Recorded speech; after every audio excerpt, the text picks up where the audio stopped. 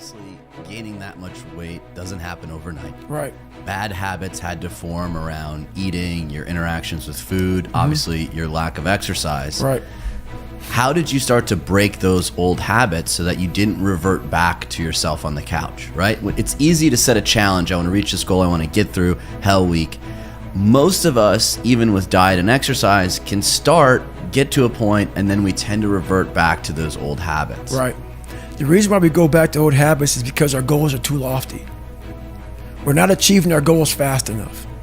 So what happens is, you know what? Oh man, we're very impatient nowadays. For me, it was good. I didn't have a phone. I was out of this world by myself.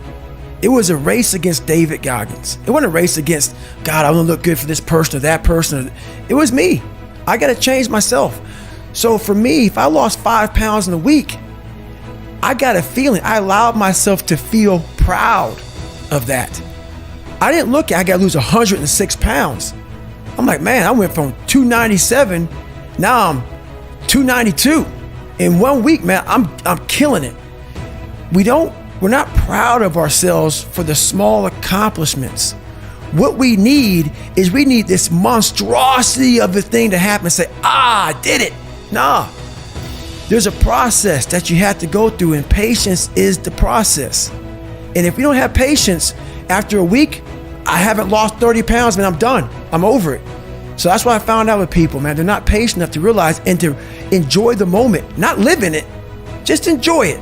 There's no finish line in life, but enjoy that moment. Roger that, man, I lost 5. Let me go 10 next week. So that's the whole thing about it. That's how people lose it. You know, something you said there where you said that you were in this race with yourself and that you didn't have a phone and you weren't connected to anything else and you didn't have anything to deal with except that other person staring back at you and talking shit, and it was that you went to war against that person. Right. And we were just talking about this and about how important it is in order for you to find yourself. Absolutely, there's certainly about suffering or pushing limits as one aspect of it, but also a detachment from all these other influences that keep you from dealing with yourself. And obviously, we're living in this world today with all this technology that supposedly keeps us connected, but also sort of keeps us separated as well. Right. I mean, it's a crazy place. And how are you going to build a relationship with yourself if you're completely distracted all the time? You know what? Being accepted is one thing that killed me.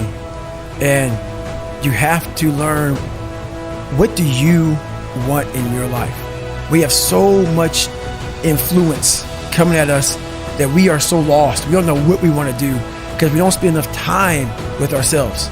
You have to learn to shut off a phone, shut off a computer, shut off a TV.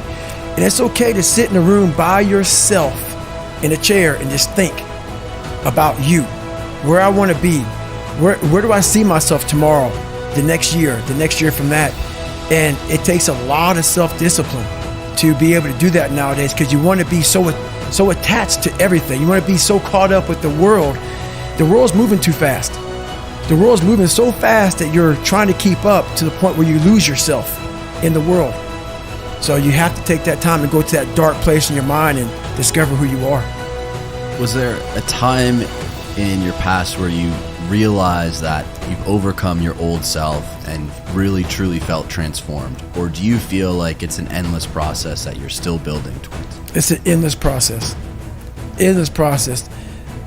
All that shit that I went through in my life to get here today, it is tattooed.